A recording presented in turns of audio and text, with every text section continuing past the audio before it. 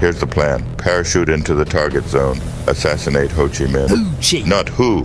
Ho, you idiot. Ho Chi Minh, the North Vietnamese leader. Alrighty. So assassinate Ho Chi Minh, then climb back into the balloon and fly to safety. Clear? I don't think I'm cut out for this. You're James Bond, aren't you? Yes, I play James Bond, but... Great. Where's the problem then? I am just an actor. Fantastic. I've always wanted to try a high-altitude parachute jump. A minor setback.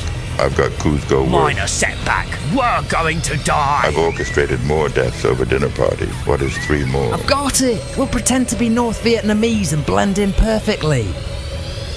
What? Oh, right. No one speaks Vietnamese. We'll just mime it then. No one looks Asian, Johnny. Well, this guy's an actor. He can pretend to be Vietnamese. That's not how it works. Also, why am I holding this crossbow? You're Bond. Bond improvises. Are you on a spy mission? Holy f***, the bird talks? That's because I'm not a bird. I'm Rambo. Why would you ruin this mission? Because you didn't choose me. You picked these English spies over me. What part of I'm an actor do you people not understand? And now, it's time for me to shine, baby. I will assassinate Ho Chi Minh with my knife.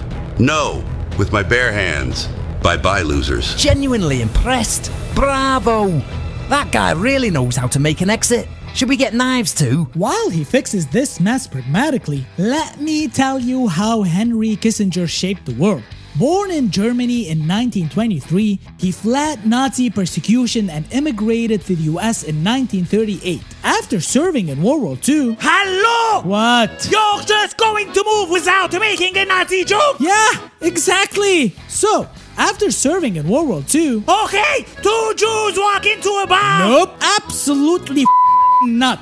So, after serving in World War II, he thought... Hey, blowing stuff up is cool. But you know what's cooler? Telling other people to blow stuff up for you. And that's what he did by getting a PhD from Harvard and developing his own brand of Machiavellian politics called Realpolitik, which is just Latin for... F*** you. F*** your neighborhood. And oh yeah, f*** that tree in particular. His prominence grew through advisory roles, but his collaboration with President Nixon as National Security Advisor and Secretary of State shaped Cold War US foreign policy. Kissinger initially advised President Johnson during the Vietnam War, but like a true reality TV villain, passed sensitive intel to Nixon. Why? Yes, teach me, Sensei. Why? I'm glad you asked. Because why advise one president when you can f*** over 2 at the same time? What was the result? Oh, just few extra years of the Vietnam War, more dead people, and Nixon getting elected. I'm Henry Kissinger and I can do whatever the f*** I want. That's so cool, I'm stealing it! And Kissinger earns himself the title of National Security Advisor, or as he calls it, the guy who gets to decide who we bomb next. And bomb he did. He immediately ramped up the Vietnam conflict with Operation Menu. Sounds innocent, right? Like a list of appetizers at a fancy French restaurant. But of course sounds delightful. Perhaps a little bouffe à la bombe or a napalm au gratin to start, no? Très sophisticated. Bombing neutral Cambodia and Laos without congressional approval killed thousands, displaced millions, and contributed to the rise of the Khmer Rouge under Pol Pot,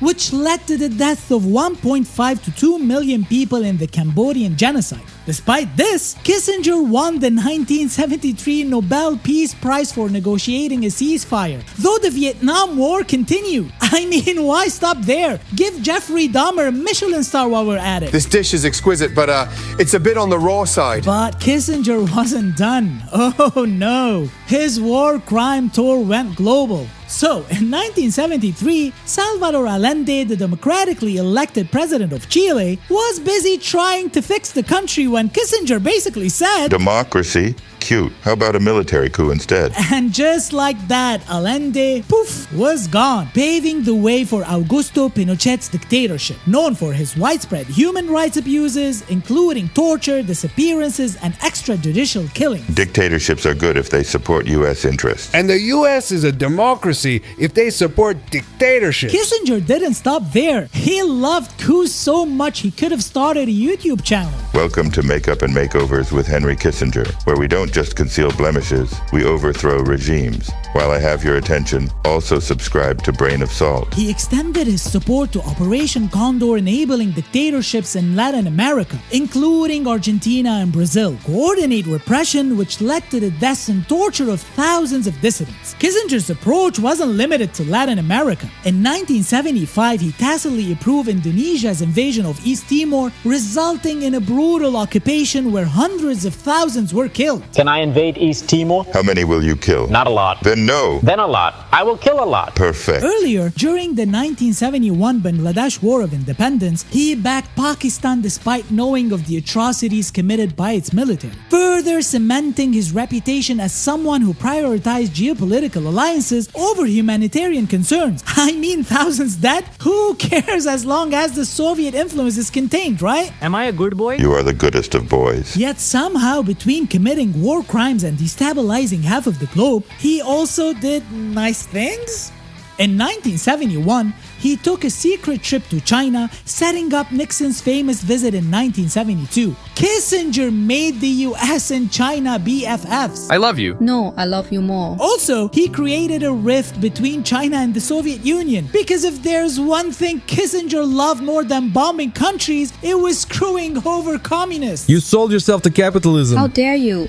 My people are still getting those sweet communist salaries. And let's give him credit for détente with the Soviets. Through SALT I, Kissinger helped slow down the nuclear arms race. It was like he woke up one morning and said, I've bombed enough small countries. Maybe I'll save the world just for today. But don't get too excited. While he was making nice with the Russians, he was still helping dictatorships everywhere else. The guy could multitask his way through peace and war crimes like a real pro. I love multitasking, just like you should multitask by watching and liking this video. So, what do you think? Did Kissinger's Realpolitik approach consistently prioritize power balance over ideology, raising complex questions about the moral cost of his diplomacy? While his efforts helped contain Soviet influence and reduce the risk of nuclear war, did they also contribute to civilian deaths, human rights abuses, and long-lasting political instability in several regions? Please let us know what you think in the comments.